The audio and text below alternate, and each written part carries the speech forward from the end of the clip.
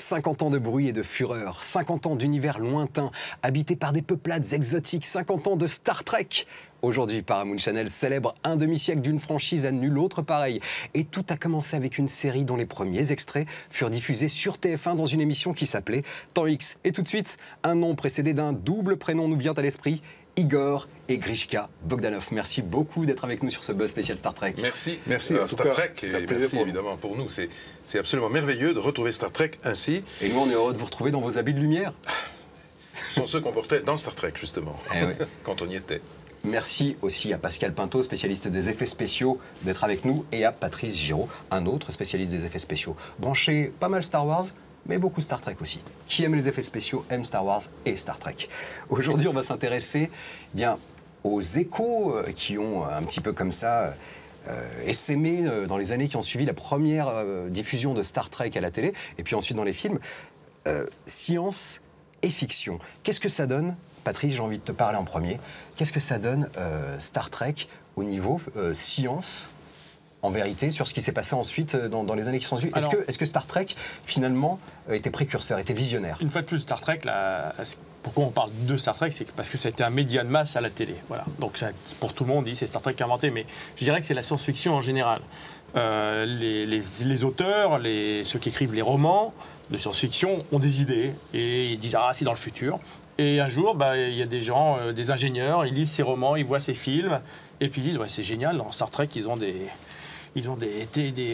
tricorders pour se parler du vaisseau à la planète. Le gars qui a créé le premier téléphone portable, il l'a designé comme dans Star Trek, et puis l'iPad de avec Apple, c'est ça que finalement, la science-fiction, et c'est ça qui est magique dans la science-fiction, c'est que c'est une sorte de catalyseur dans lequel toutes ces idées bouillonnent, et des fois, la réalité de notre Terre permet de réaliser, ou notre technologie, et la science-fiction finalement ça permet de donner les idées aux ingénieurs, tu vois, la folie finalement des scénaristes permet de donner à des gens qui sont des fois plus pragmatiques, les ingénieurs, de dire « Ah tiens, ça c'est une bonne idée, je vais essayer de la concevoir ».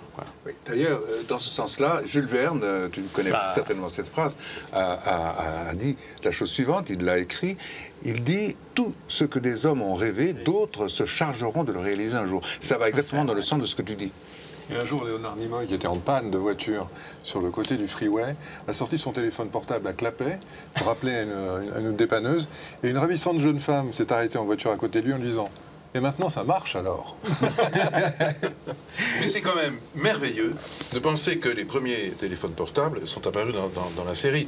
Igor et moi, on a immédiatement adhéré à ce principe en disant « Mais bien sûr, ça va exister, ça existera dans 10-15 ans. » D'ailleurs, on l'a été, je pense, effectivement tellement impressionné qu'en janvier 2000, on a montré le premier téléphone portable. Non, mais déjà 1980. Oui, pardon, 1980 pour janvier 2000. Pour janvier, effectivement, en janvier 1980, on a montré le premier prototype de téléphone portable. Mais on pensait déjà, évidemment, et toujours... Vous l'avez annoncé comme ça, un prototype de téléphone portable? On l'a annoncé comme ça. Oui, bien sûr. Mais et j'en reviens à l'idée aussi, c'est que Star Trek, ça a 50 ans.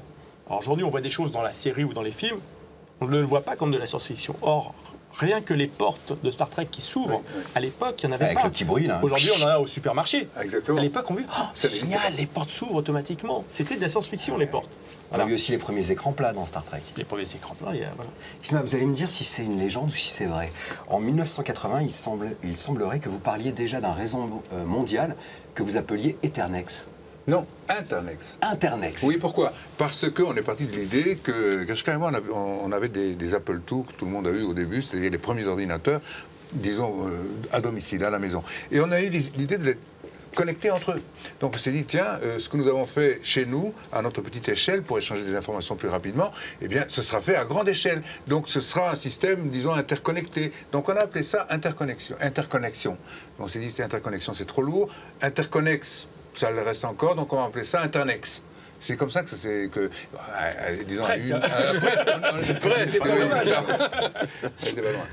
On a l'impression, Patrice, Pascal, vous allez me dire si je me trompe, que Star Trek, le premier Star Trek, en tout cas au niveau scénario, pas au niveau des effets spéciaux qui ont vieilli forcément, pourrait sortir aujourd'hui, suivant les normes de notre époque, que le discours serait aussi révolutionnaire finalement avec le repli un petit peu de nos sociétés modernes. Quoi, le Star Trek, le film? Le Star Trek, la série. Ah, la série, là. Oui, oui.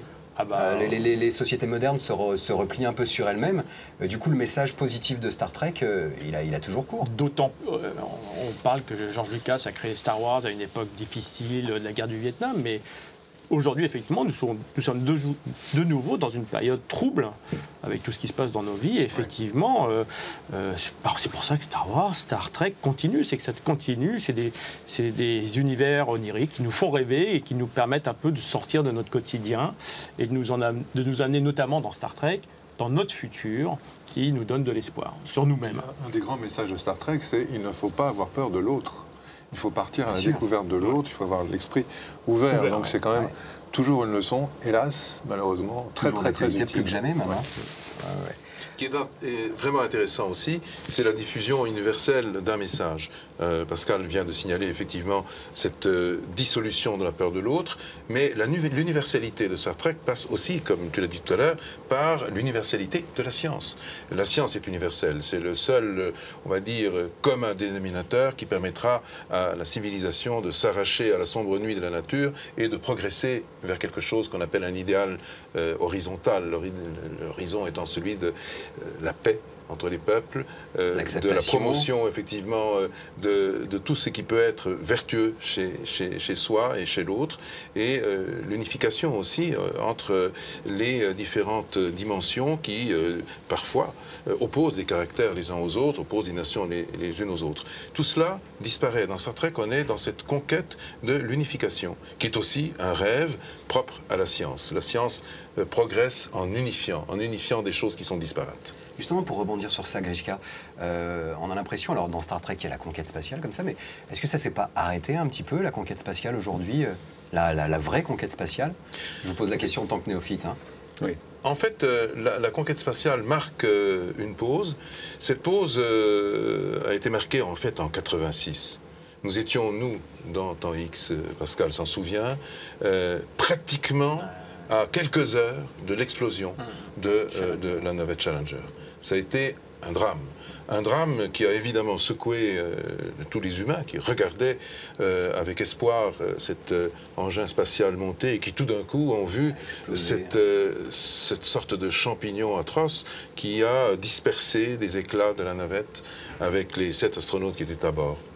Et ce n'est pas simplement l'humanité en tant que telle qui a été marquée, c'est aussi des projets précis de conquête spatiale qui étaient dans les cartons de la NASA, et en particulier Mars, qui devait être conquise autour des années 2000 à l'époque. Hein. C'était à 15-16 ans de distance dans le temps. Tout ça a été gelé. Et à partir de là, évidemment, on a pensé beaucoup plus à réinitialiser en quelque sorte la navette et à la réexploiter mieux, à la sécuriser davantage, plutôt que d'aller vers des choses, des destinations beaucoup plus lointaines. Et c'est probablement ça qui a marqué le pas. Mais on est en train de sortir de cette époque. On en sort. On est en train maintenant d'envisager à nouveau des grands projets, notamment évidemment Mars à partir de SpaceX. SpaceX, c'est quand même quelque chose qui est... C'est presque Temps X d'ailleurs, on n'est pas loin. Mais SpaceX, c'est ce projet de Musk, donc, qui est aujourd'hui déjà opérationnel, puisqu'il transporte effectivement des vivres, des instruments, etc., vers la station, vers l'ISS. Mais demain, c'est-à-dire vers 2050, pour eux, c'est beaucoup plus tôt. Hein. Pour Musk, c'est 2026-2030. Mais je pense qu'avec les aléas, ça peut être repoussé à 2050. 2050, on sera sur Mars. Ça, c'est sûr et certain. Mais il y a encore mieux. Il y a la conquête de l'espace lointain, c'est-à-dire l'espace interstellaire. C'est-à-dire en 2015, a été généré, grâce d'ailleurs à l'impulsion d'esprits visionnaires comme Stephen Hawking, eh bien, un projet qui est un projet inouï, qui consiste à envoyer des petites capsules de 2 cm à peine de diamètre, des petites capsules en direction des étoiles, de les accélérer grâce à des faisceaux laser. Ces petites capsules, il y en aurait une dizaine, et cette dizaine de capsules pourrait atteindre 25% de la vitesse de la lumière ultra rapidement, et donc atteindre Alpha du Centaure. Alpha du Centaure, c'est le plus proche système solaire du nôtre, c'est-à-dire 4,5 années-lumière, alors traduit en kilomètres, c'est 36 000 milliards de kilomètres. Et ceci en moins de 15 ans. dans 15 ans, on pourrait peut-être atteindre, et c'est le rêve absolument inouï qui rassemble tous les scientifiques aujourd'hui, en moins de 15 ans, on pourrait peut-être atteindre une étoile lointaine, hors de notre système solaire. C'est ça, la conquête spatiale d'aujourd'hui. Ah, là, ce sera le mot de la fin. Toujours plus fort, toujours plus haut. Merci beaucoup, Igor et Grishka, d'avoir été avec nous. Merci, Pascal. Merci, Patrice. Ce buzz spécial Star Trek touche à sa fin. On se retrouve toute la journée sur Paramount Channel. D'ici là, faites-vous une toile.